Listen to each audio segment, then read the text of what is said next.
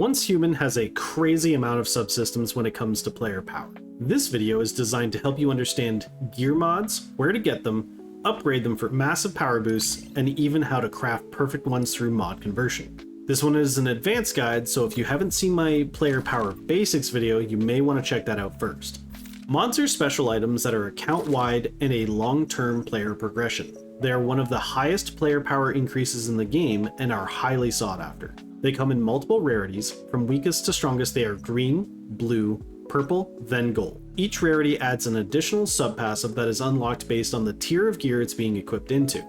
These sub-passives are randomly rolled, making mods one of the main endgame items to farm repeatedly, with most players trying to find the perfect combinations. Additionally, these sub-passives can be upgraded. A gold rarity mod can be upgraded 5 times. When upgrading, the system will randomly select one of the 4 passives to upgrade, which again adds to the reasons why players farm these for power increases. Mods are separated into weapon mods and armor mods. Weapon mods are further broken down into keyword effects, which is all explained in my player power basics video. These mods add effects and damage based on the keyword of your weapon and are generally a major power spike in most builds. Weapon mods are generally acquired from the boss fights found at the monoliths. In Manibus, Evolution's Call, and Prismverse scenarios, you will find these weapon keyword mods at the following locations. You can also acquire all weapon mods from the Forsaken Giant boss at the Forsaken Monolith. In the Way of Winter scenario, you will find these at the following locations. Armor mods are separated into the gear slots, and are generally acquired from securement silos. In Manibus, Evolution's Call, and Prismverse scenarios, you can find armor mods at the following locations. And this is where they are in the Way of Winter scenario.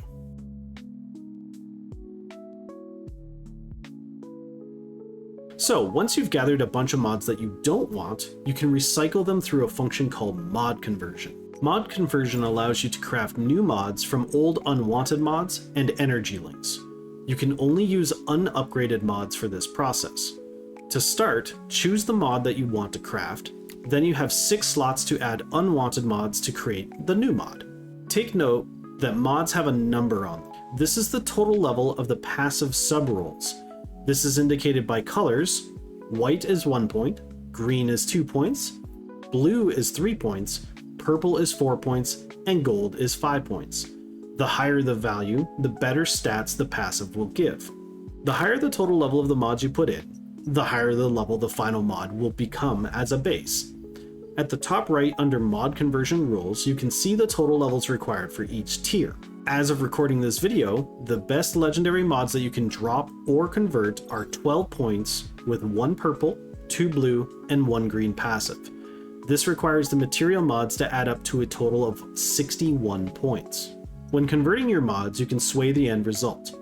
If you put 4 mods with the same suffix, you will guarantee the final mod will also have the same suffix. The other 3 sub-passive traits will still be randomized based on that suffix. Now, if doing math and thinking isn't really your thing, there is an automatic crafting function to help you. You can click on this suffix button here, and then choose the primary trait you want to be crafted. The basic ones are Violent for critical damage, Precision for weak spot damage, and Talents for elemental damage. There are also advanced suffixes from other varying content such as keyword effects, PvP effects, and more.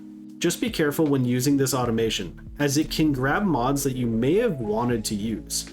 Make sure to double check the mods it wants to use and set the lock function on any that you want to keep so it doesn't try to use them again. Let's quickly make some mods together to show you how it's done.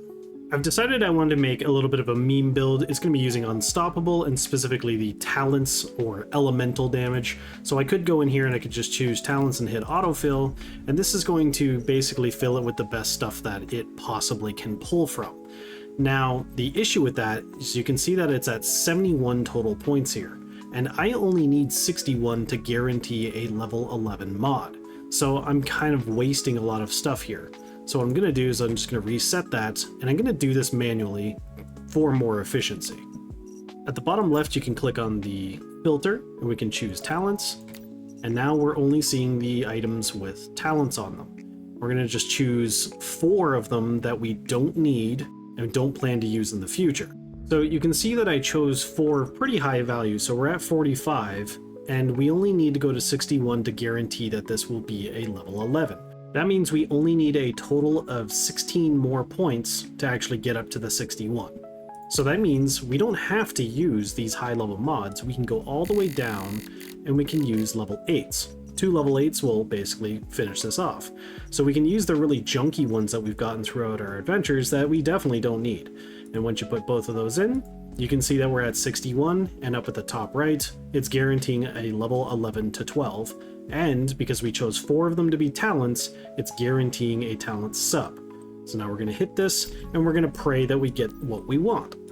So in this case, I did actually get elemental damage and status damage with, normal enemy damage. In most builds, both PvE and PvP, you're probably not going to want normal enemies, but in the event that this was, say, against a specific enemy type like elites or the bosses, if you're aiming for perfect mods, this probably wouldn't be one that you would want because of that normal enemy damage.